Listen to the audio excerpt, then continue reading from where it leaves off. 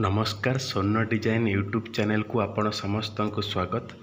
आज भिडियो आम डिस्कसन करवा जे रेड ब्रिक्स आउ फ्लाई ऐश ब्रिक मध्य डिफरेंस कौन, तो से विषय में आम टॉपिक रे डिटेल्स जानिबा। आसंतु डेरी न करी वीडियो को स्टार्ट करवा। तो आपण मैंने देखिपे भिडियो किपरि फ्लाई ऐश ब्रिक थुआ होती। तो साधारणतः आम सीमेंट इटा बोली कही था।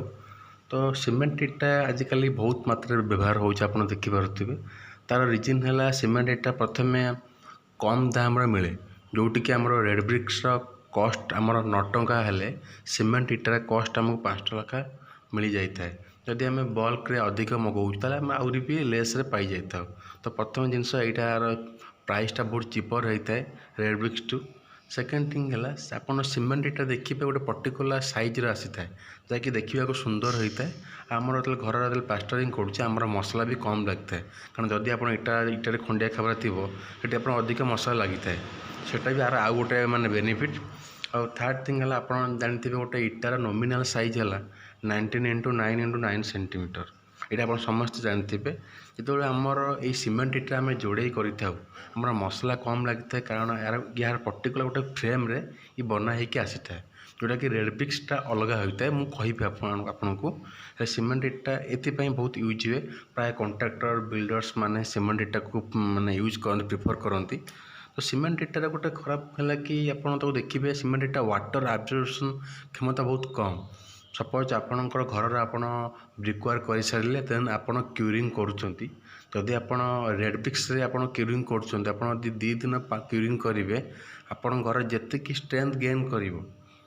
जदि आपड़ से फ्लाई ऐश ब्रिक व सीमेंट इटा यूज करुवे आपको से 1 वीक पानी देले जाइए क्यूरिंग कले जाइए से स्ट्रेंथ आसो। तो कहबार रिजन है आर टे वाटर एब्जॉर्प्शन क्षमता कम थाए। एमती नुहे इटा खराब है आम टाइम बची जाए, बहुत सारा जिनस अच्छी। तो आसतु रेड ब्रिक्स विषय जाना।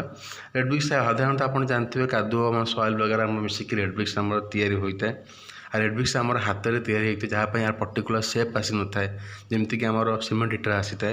से रेड ब्रिक्स गोटे गोटे डिफल्टर गुण है कि जिते आम मसला माने सीमेंट उपर माने ब्रिक टू ब्रिक आमर जो जोड़े करुचे तो आम मसला अधिक खाई जाए, कारण पर्टिकुलर साइज न था। से यार गोटे मैंने डिमेरिट अच्छी। तो प्राय देखा गले यार वाटर एब्जॉर्प्शन क्षमता बहुत, कारण आम ब्रिकटा जिते वाटर एब्जॉर्ब करते ब्रिक आम स्ट्रंग हम आम वाल से स्ट्रंग हम। तो वाटर एब्जॉर्ब करने क्षमता बहुत आर भल, तार सीना पर्टिकुलर साइज न था हेले आपको प्राय बिल्डर माने इकोनोमिकाली पैसा अधिका बोली यूज करते। और सेकेंड थिंग है हाई राइज किसी आमर हाई रिस्क बिल्डिंग कर अपार्टमेंट हो कि जहाँ भी हो से बहुत ऊपर को इटा नहीं जावाक पड़ता है। साधारण इटार ओजन बहुत अधिका फ्लाई ऐश ब्रिक टू, तो आपको नाक पॉसिबल न थाए।